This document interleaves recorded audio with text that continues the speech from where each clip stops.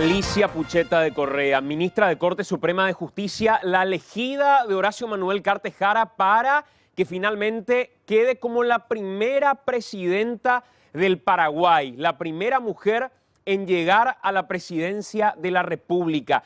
El tiempo será corto, el tiempo será breve, pero es más una cuestión testimonial. Uno se pregunta, ¿qué es lo que ofrecieron a cambio como para que Alicia Pucheta deje la posibilidad de continuar unos 10 años más inclusive, o menos, 7 años en la Corte Suprema de Justicia y lanzarse a la posibilidad de quedar 3 meses en la presidencia de la República? Pero queremos desglosar algunas cuestiones que consideramos importantes, además de lo ya debatido en la jornada de hoy respecto a Alicia Pucheta. Lo primero, en el mes de marzo, el 21 de marzo específicamente, Horacio Cartes dijo que unos pocos no nos arrebaten la posibilidad de tenerla a la ministra Pucheta como vicepresidente y luego como presidente de la República. Su gran labor y preparación son la muestra clara de que está a la altura para tomar este gran desafío. Esto decía Cartes porque desde varios sectores mencionábamos que la única vía para que ella postule a este cargo era renunciar, no pedir permiso como se pretendía en un momento determinado para, después de los 3 meses, retornar a la Corte Suprema.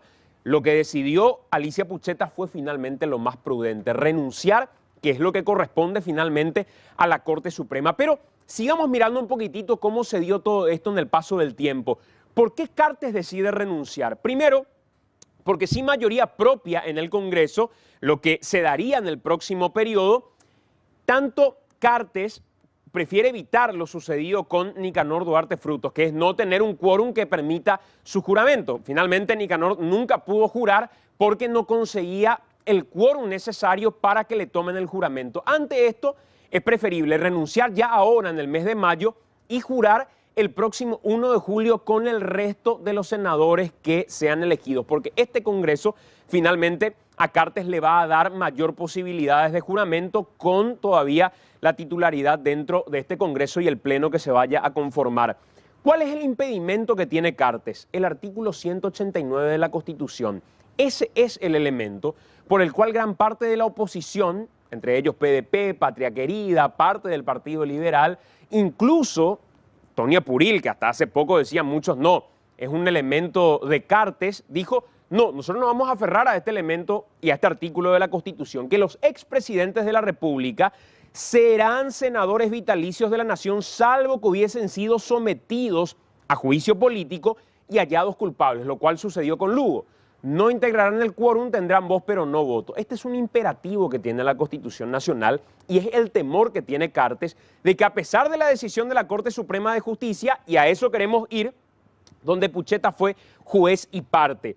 La primera resolución, donde finalmente Alicia Pucheta termina firmando este documento que no hace lugar y rechaza in limine la acción de inconstitucionalidad, vemos la firma de Alicia Pucheta encerrada en círculo, sabiendo ya ella que esta acción le permitía correr a Cartes por el Senado y a ella le da la posibilidad de llegar a la presidencia de la República. Otro documento no haciendo lugar a la ocasión en la que recurren a la inconstitucionalidad, de nuevo firma Pucheta, sabiendo ella que era la candidata de Cartes como para poder quedarse con ese puesto. Y una tercera acción promovida por Sebastián Villarejo, de Patria Querida, donde también Alicia Pucheta firma el documento dando luz verde y vía libre, a pesar de lo que dice la Constitución, en su interpretación y la de demás ministros de Corte, de que puede correr finalmente Cartes a la presidencia de la República. Alicia Pucheta presentó finalmente renuncia, era lo que estaba estipulado, lo que debía hacer. Esa renuncia fue aceptada por sus compañeros, por los ministros de Corte, básicamente una cuestión indeclinable que marcaba ella, y ya esta resolución por parte de sus compañeros de Corte de aceptar la renuncia fue remitida al Poder Ejecutivo y a la Cámara de Senadores. ¿Qué es lo que queda a partir de ahora como para poder cerrar y finiquitar este proceso? Primero, que el Congreso, por mayoría absoluta, así dice la Constitución Nacional, designe a quien debe desempeñar el cargo por el resto del periodo, el cargo de vicepresidente que queda acéfalo finalmente. y presentada y aceptada la renuncia de Cartes, que es el próximo paso, el vicepresidente, si fuera Pucheta, designado asumirá la presidencia hasta el 15 de agosto. Lo que ahora habrá que determinar es, además de haber sido juez y parte, que es una cuestión hasta que puede ser cuestionable Alicia Pucheta, ¿a cambio de qué? Esa es la pregunta que dejamos abierta y sobre todo entendiendo la carrera que ha hecho en el ámbito judicial, que finalmente por 3 meses de presidencia queda interrumpida de esta forma.